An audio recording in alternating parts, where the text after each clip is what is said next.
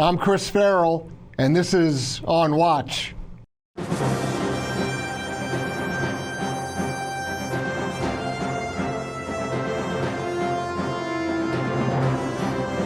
Welcome to On Watch, everybody, the Judicial Watch podcast, where we go behind the headlines to cover news and information that the old legacy media really does not want you to know about. We try to recover some lost history and explain the inexplicable. We love covering topics and going to places and talking to people to give you news and information that you're just not going to get anywhere else. And we're very proud of not just our guests, but of our incredible production staff that makes this possible, and all my colleagues here at Judicial Watch. So thank you for taking the time to join us. We really appreciate it. Today, joining us from Buenos Aires, Argentina, is my good friend Juana de los Santos. She's a foreign policy and geopolitical analyst for the David Hume Institute Foundation in Buenos Aires, and she's a contributor to Libre Opinion, which is a radio program on Señal ad Gentes in Argentina. And pardon my Spanish, but hopefully I got the basic idea across. Welcome to On Watch, Juana de los Santos. Thank you, Chris. It's such a pleasure to be with you. Thank you for having me, and thank you also for this great conversation.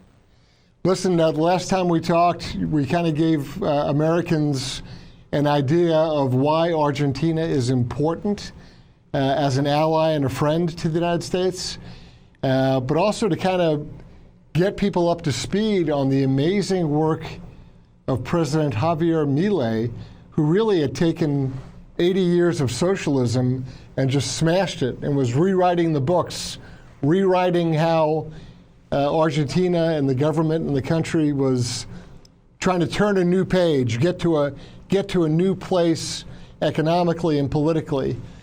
You've had some big news in Argentina just in the last day concerning a former president. And so I'm going to turn to you now and ask you just to touch on a few of these important topics. Give us an idea of what's going on in Argentina and what Americans should know about latest news developments.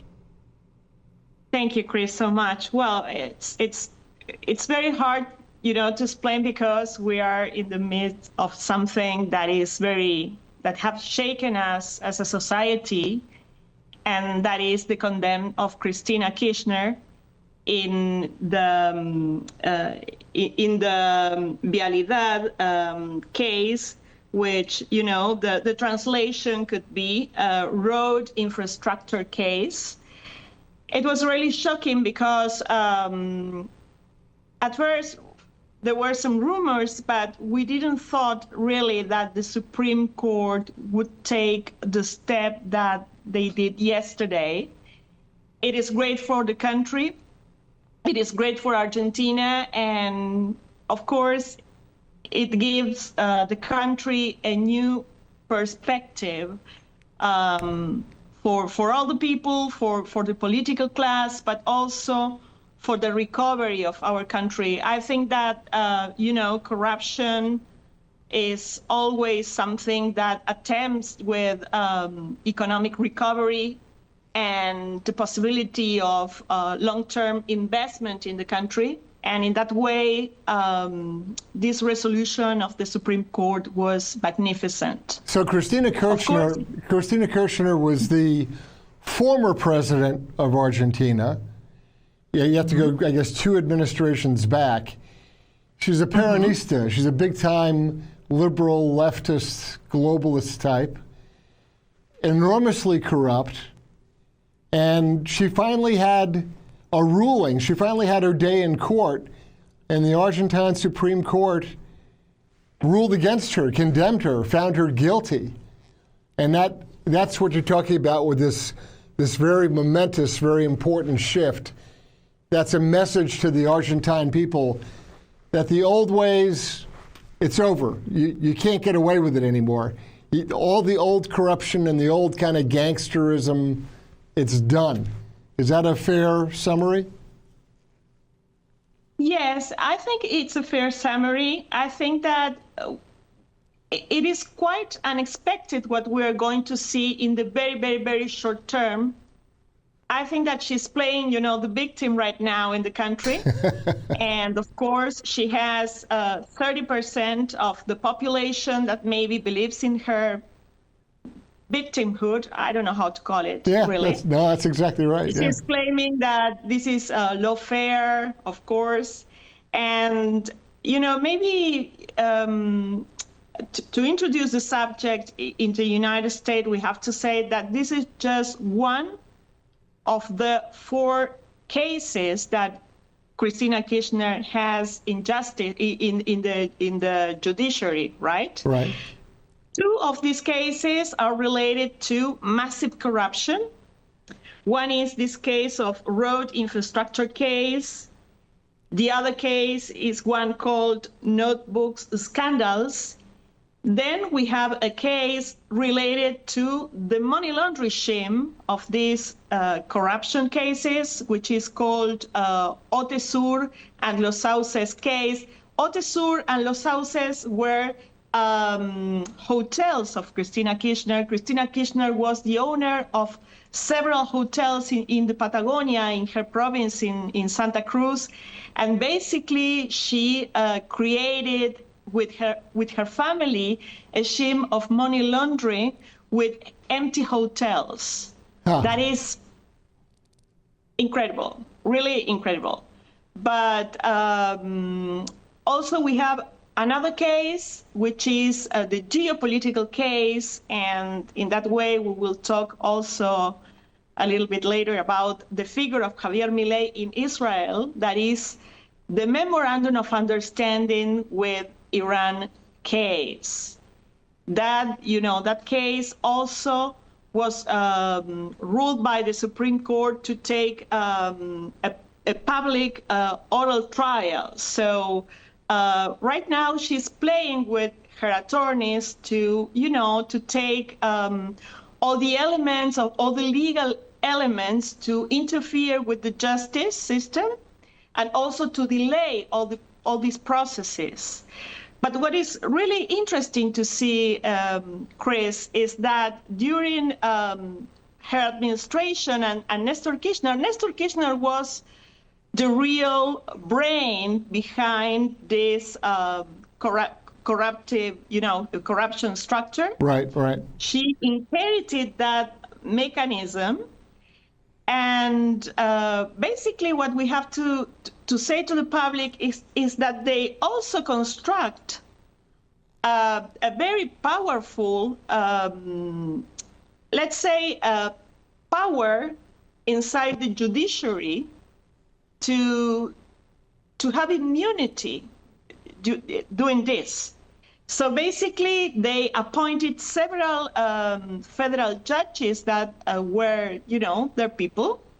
And in some cases, we could see that throughout all these years, we are talking about cases that probably started during their administrations. We're talking about cases that started in 2013. We're talking about cases that first moved forward, then moved backward because of, their allies inside the judiciary. Right. And, well, basically, here we are. Basically, we can say that in all these 4 cases, the real status right now is that they are waiting for the trial, the oral and public trial, and they're interposing, legal elements to complicated ways. So when it comes to these lower courts and these judges that were part of this conspiracy, they were essentially political favoritism on behalf of the Kirchners because of these judges that they had appointed. That causes probably a lack of faith and confidence. The Argentine people look at this and say, the whole thing is rigged. The whole judicial process is crooked. It's a game. They've manufactured a situation where they have judges making favorable rulings to slow down any kind of process against them. That's got to send an incredibly negative message to the Argentine people. Mm-hmm. Well, I think that, it's like 50-50. We had those people for sure. But we also had good figures inside the judiciary that were able to push forward, to push these causes, and of course to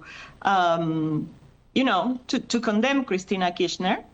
I think that she was convicted in 2022 in this case, in Vialidad case, and of course it took 2 years for the court to make the final ruling. Right.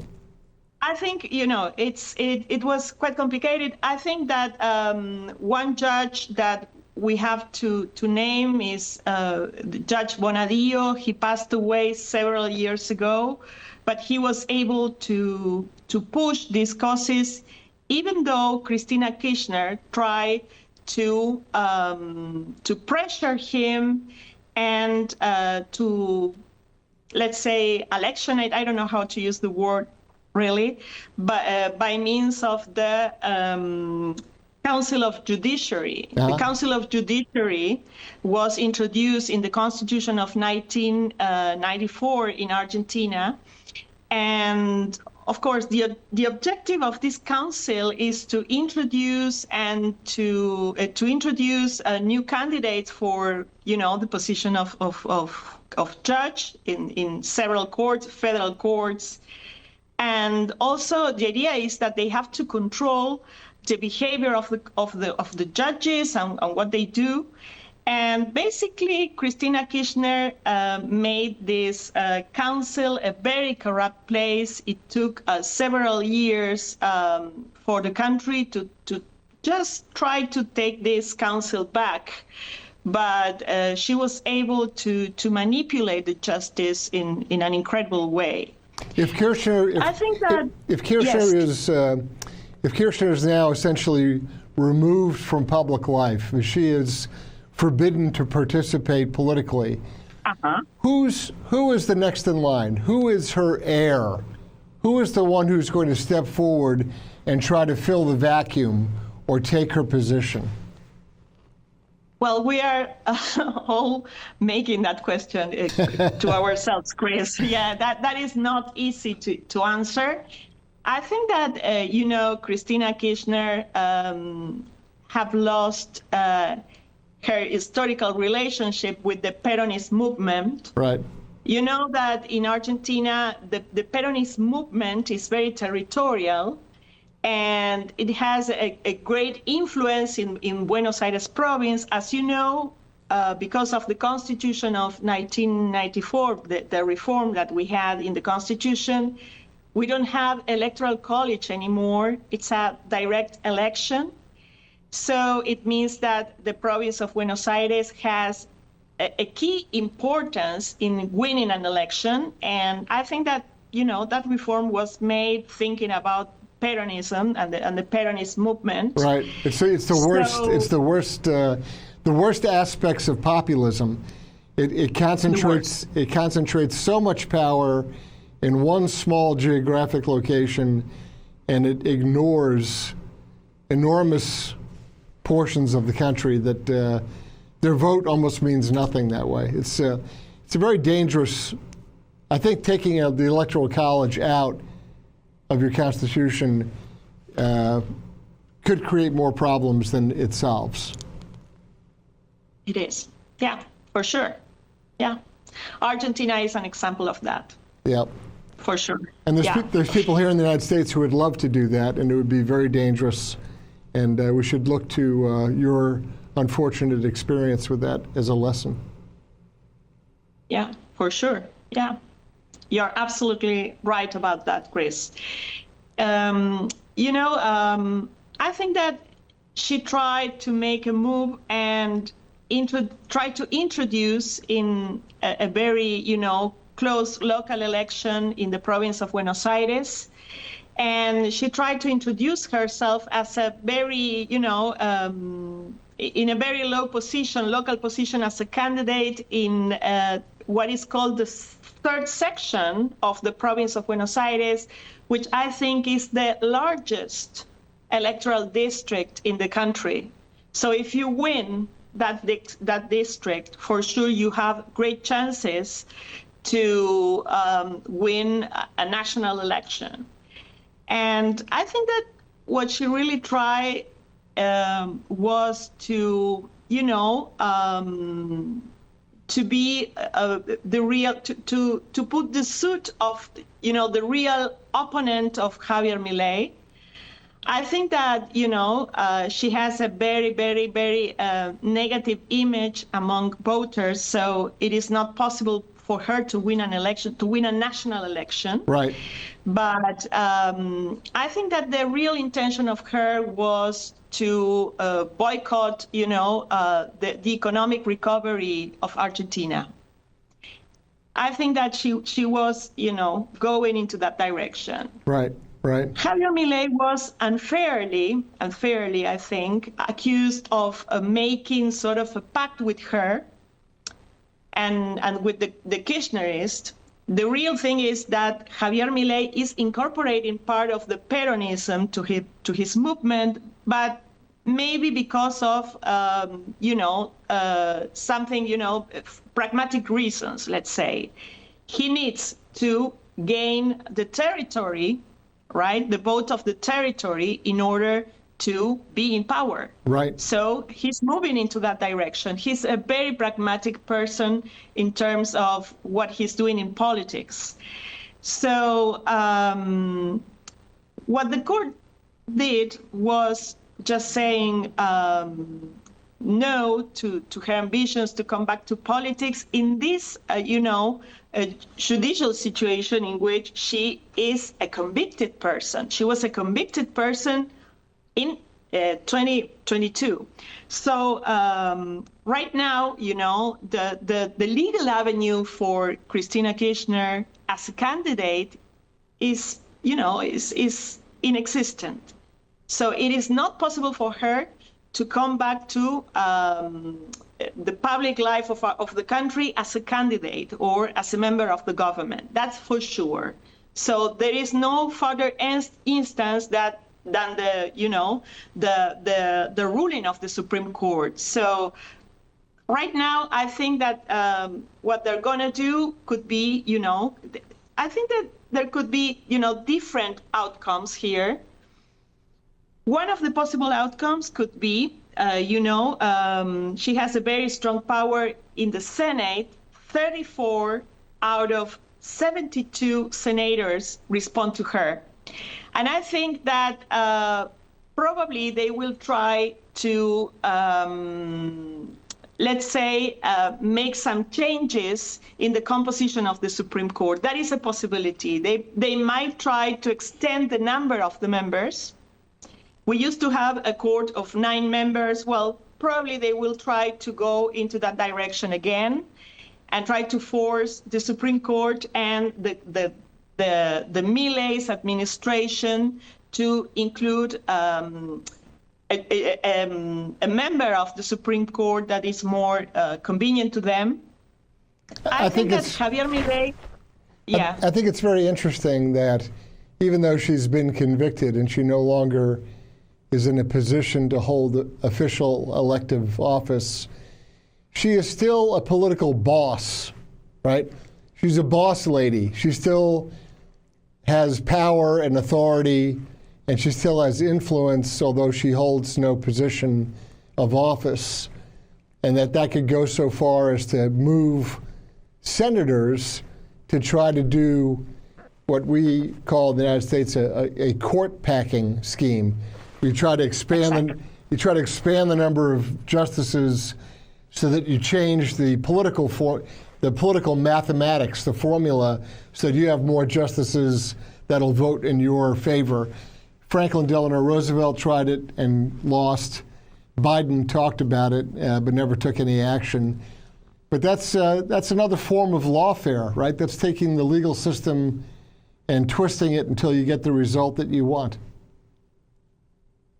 Yeah, that's a possibility, let's say. The other possibility, I think that what we have to see right now is how part of, the Argentine deep state that, that responded to her behaves. I think that, it is possible into the Peronist movement. What we have seen throughout all the years is that they tend to change bosses. Yeah. So probably if she's in this position, she won't be, the boss of part of the Peronism anymore. That's a possibility. And also the possibility is that these senators that, of course, have the seat and have the real power, the power of, being in Congress, might try to make other kind of alliances, probably with local governments or even with Milei's administration. I don't know. That's a possibility. That's a possibility. So we have to watch very carefully what is going on from now. I think that she will try to exploit her narrative as a victim. But, we haven't seen yesterday massive support on the streets. So basically, I think that her career as a politician, probably it's over here. Of course, we would like to know what will happen with Peronism from now. Axel Kicillof, the current governor from the province of Buenos Aires, is trying to take part of the Kirchnerism and build, his own structure, let's say, power of a structure. But I think it's very early to realize what will go on that. For sure, what I can say is that in October, Milei's government will have a great election. I think that he will do great on the ballots, and I don't know if she will be able to construct, a power from her detention. When is that is not that I don't think that as a possibility. When is I don't think of that as a possibility. When is the election in October? What's the date? I don't know if probably in the last weeks of October, the end of we have October. the national election. Right. We will have in September the local elections of the province of Buenos Aires, right? Okay. So probably we will have an idea of what will be going on in October in September. In that case. Okay. I think that Milei also is moving to make alliances. Finally, he could recover. It seems that he's on the way to recovering part of his relationship with Mauricio Macri as an ally. That could be a possibility. I think that all that, that the structure is in charge of Karina Milei, who is Milei's sister, right. And she seems to be a very strong person in political negotiations. So I think that this is very early to analyze what will happen in October. But for sure, this is something that is a surprise for us, for Argentine people. I think that the court show. That it is an independent power. The court didn't accept any pressure from anyone in the country to take this resolution. So in that way, I think that Argentina is showing that its institutions are not the greatest, but not as corrupt as the rest of of the region of the Americas. Yeah, right? I mean, it's functioning. Is it perfect? No, but it's functioning, and it's providing some sense of justice, some final answer, some resolution, and there's a lot to be said for that. And even if it isn't perfect, we should never let good be the enemy of perfect. So I wanted to just touch on, we saw the President Milei very wisely and very smart, very shrewd, As soon as President Trump was elected, he hopped on his plane and went straight to go see President Trump and be the first world leader to connect with him and congratulate him. And we saw, the warm reception and the good relationship at Mar-a-Lago between President Trump and President Milei. And it seems like, I watched this over months. It seems like from that period till now, month after month, with one or two small problems, but President Milei continues to have success. He continues to build and renovate and rejuvenate the Argentine economy. He's making deals. He seems to be everywhere that matters. He's showing up at all these important world meetings and have a very strong presence and very strong word for Argentina's position. That's my perception from the outside looking in. What's your perception? How would you evaluate President Milei's last, let's say, 4 or 5 months? I think that, of course, he's an exceptional politician if you take into consideration what Argentine politicians have done, throughout the last decades. I think that he's a delivering person, and he's not a person of narratives, and he has a very strong position. I think he's doing great. I think he's projecting himself as a world leader from a small country. I don't know. That's maybe, No, he has a very big presence. I mean, he's a character. He has a lot of personality. But Argentina, it's a very important country. It's not. I know you say a small country, but it's very relevant. It isn't. It's a small. Argentina is not, of course, the United States. Argentina is not Brazil or maybe a very powerful country, let's say. But he's showing to the world that an outsider figure from a country that is not a regional power, let's say, right, can do a lot for the world and for his country.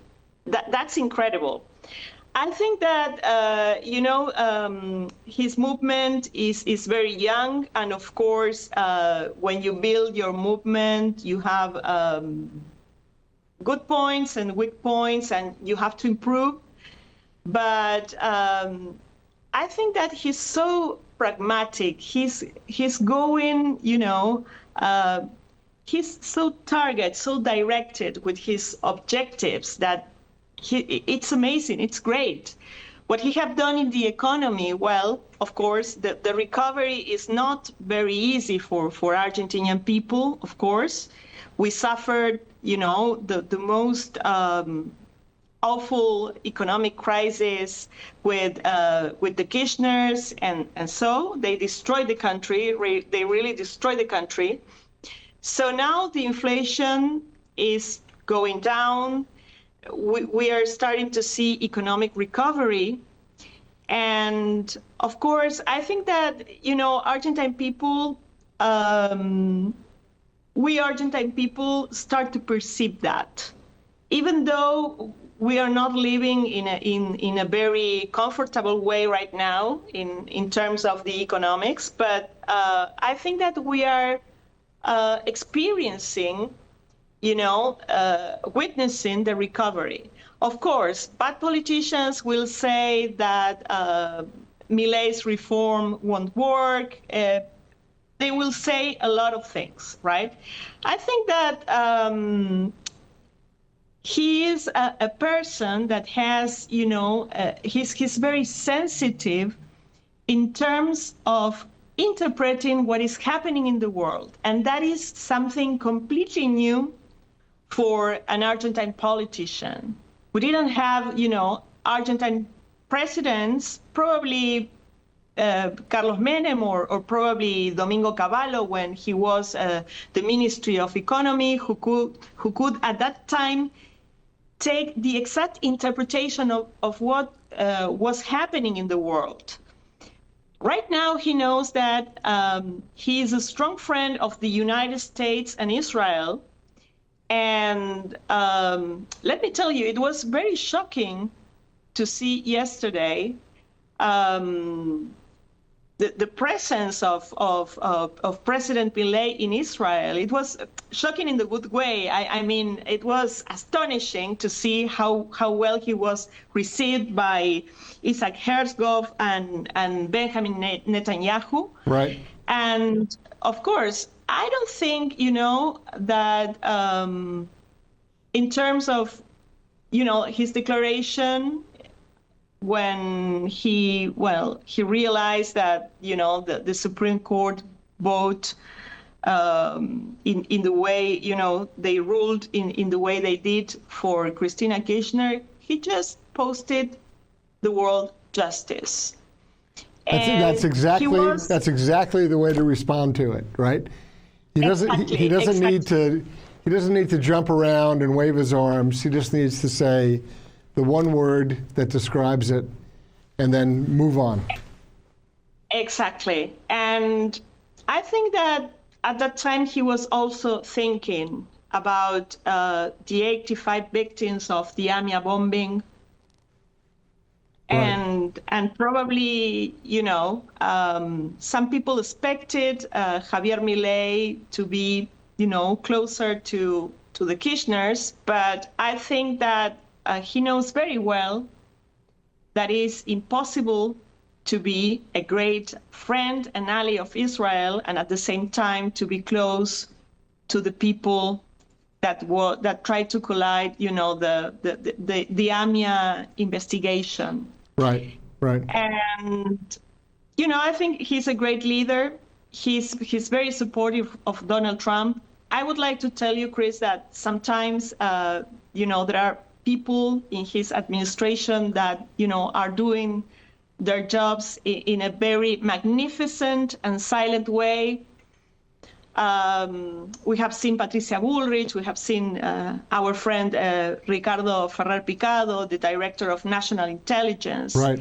They're really working very hard in contributing to create a strong hemispheric security.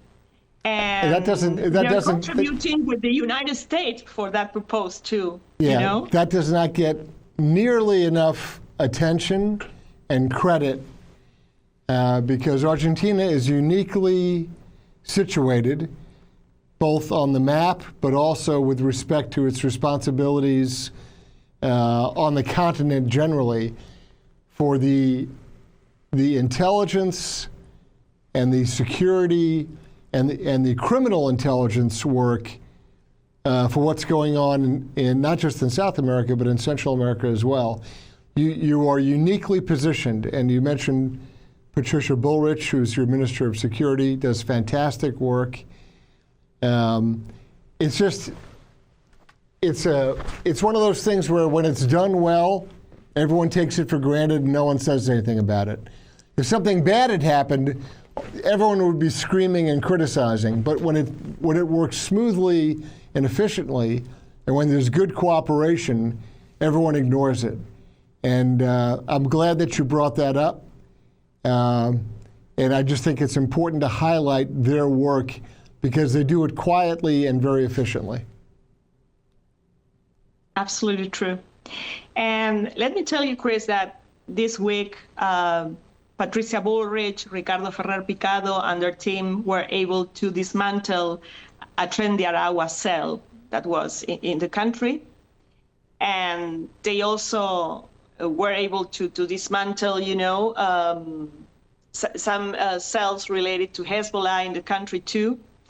I think that they're doing a magnificent job, as you say, and in a very silent and quiet way. And also in the Ministry of Defense, I think that Luis Petri, Juan Batalome, they're doing a very great job.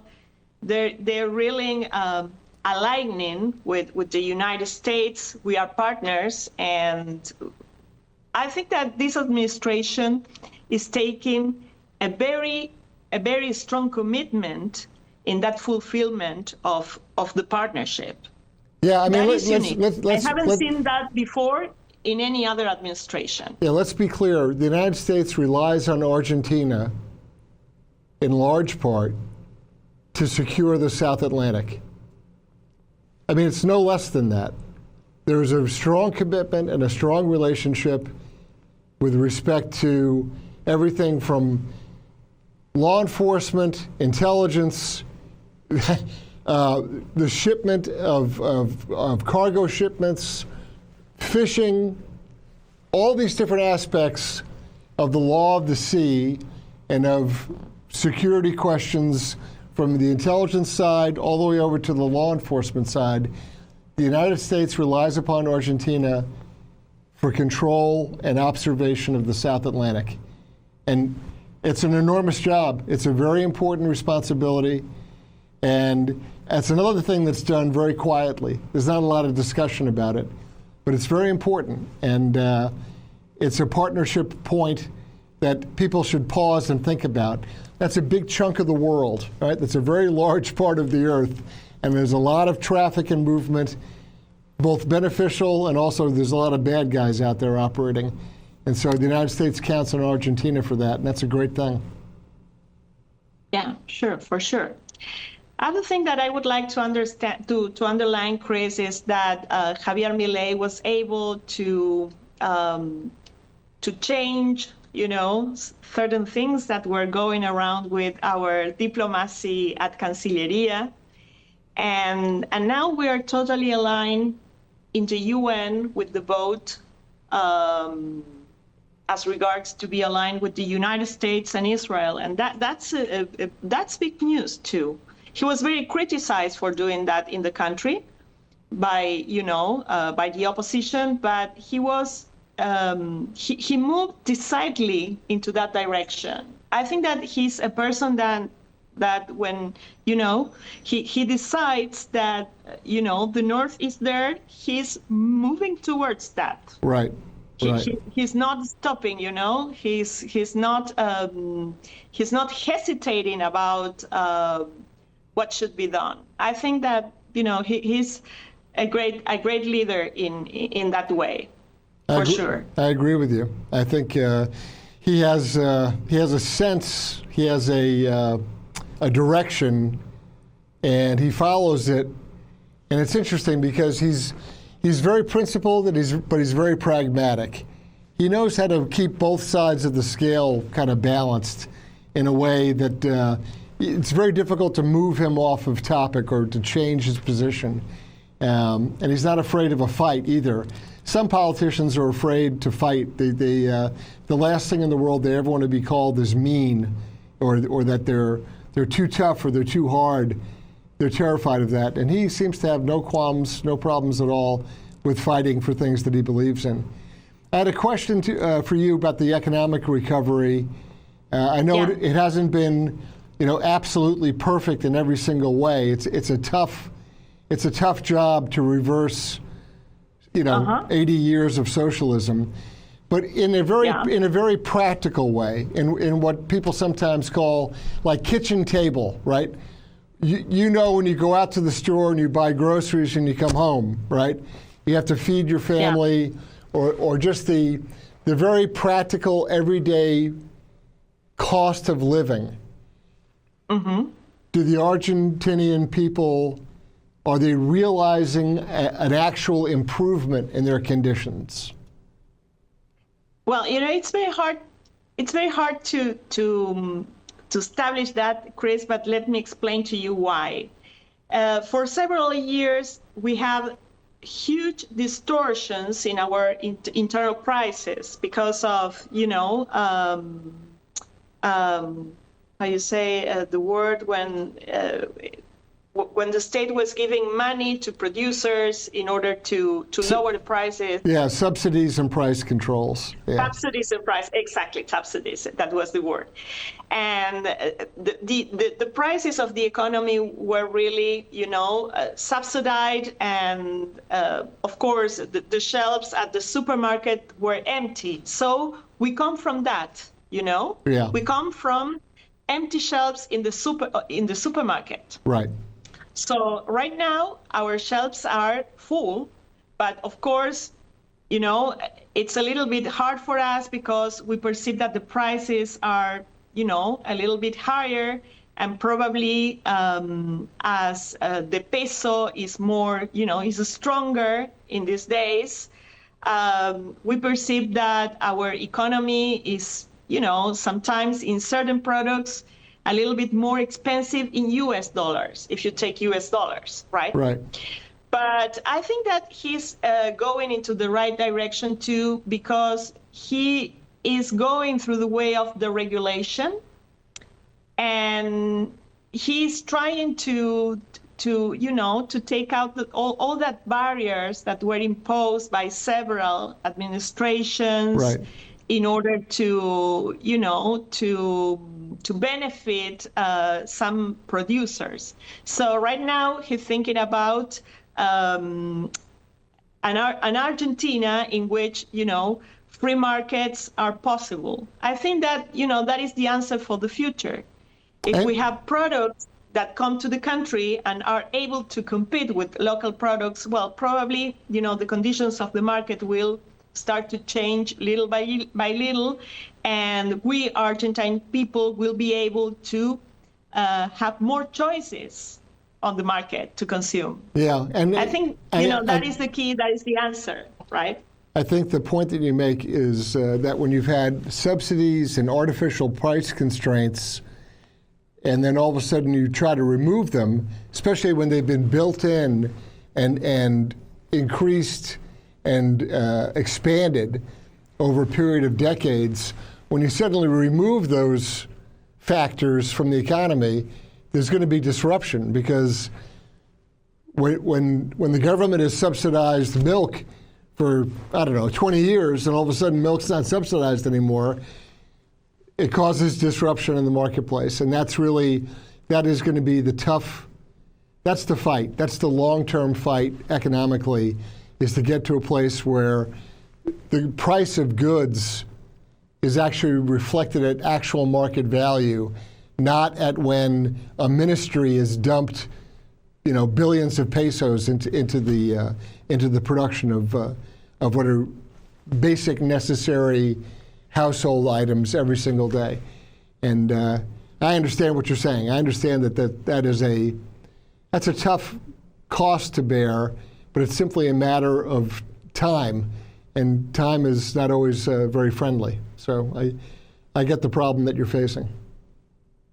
Yeah, well, we were talking at the beginning of this conversation about, the corruption and the structures of corruption. I think that in that way there were corruption too, because as previous administrations were able to give artificially a more important position to certain competitors, in that way, there's a way of bribery and corruption. Sure. I think that, sometimes socialism is mixed, with corruption. Yeah.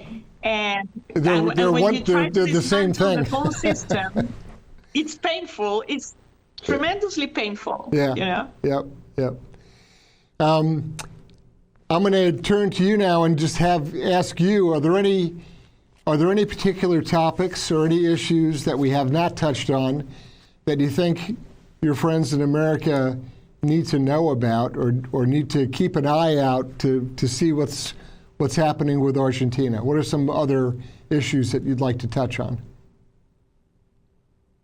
Well, I think that we are doing great. I'm really very grateful with Secretary Marco Rubio. I think that we are living this moment because we had the support from our friends from the United States. And Secretary Rubio was really very involved in Latin American corruption throughout, this last decade. So thank you so much to him. It was very important for us when he decided to implement sanctions to Cristina Kirchner. I think that it was, the gesture that we were expecting because we suffered so much the corruption. So it was great. I think that we also have some friends in the United States that we have to say thank you in the same way. Also, well, Rick Scott and Senator Ernst. She was really very involved in all that was, happening with Iran in Argentina. So we're really very grateful with them. I think that we need some help to improve our situation. We would like to move towards, prosperity. I think that I'm sure that President Trump, that I'm also very grateful with him. I'm also sure that President Trump will move into that direction with our country. I think that we are fighting very hard to improve the conditions of our country to be a great place for investment or nearshoring for the United States. I think that we can provide to you the safe place to contribute to our lines of productions too. And we are trying to make, the changes that are necessary to reach that level and reach that status of a safe country for investment. And, well, I think that it is always good to know that we have great friends in the United States. So I'm very grateful with you, Chris, and Dr. Shea, too, Dr. Shea Bradley Farrell. I consider you great friends of mine, but also great friends of Argentina. And, we will see what will go on with this. We will see what will go on with Cristina Kirchner. I think that, sometimes these kind of measures will, in the short term, probably we will see something not very, quiet or not very clear in the political scenario. But I think that in the long term, we will be able to construct a great country. And what happened yesterday was historic for my country. So thank you, my friends in the United States, because I know that you contributed in a great way to us, to Argentine people, to be in this position today. I know that fighting against corruption is very hard for Latin America. Brazil tried to fight against its own corruption with the Odebrecht case, and of course, how was the result? Well, this is a complete different case, we have to say to our friends in the United States, because in the case of Lula da Silva, Juez Moro was a federal judge, and then the Supreme Court decided to nullify the case. Right. But in this case, in this Argentinian case, this situation is the last instance for Cristina Kirchner, and she won't be able to come back to politics anymore. She can be a presence in the shadow, but I think that her presence in the shadow will vanish too. That's good news for Argentina. It's good news for the United States, for that matter. You don't need another corrupt actor like her dominating the government in Argentina in any sense. Juana, thank you for the update from Argentina. It's very important for us to understand what's going on with our good friends in South America and natural allies, a country that we should always hold close and be friendly with. We have so much in common and so many good opportunities ahead. I thank you very much for your time.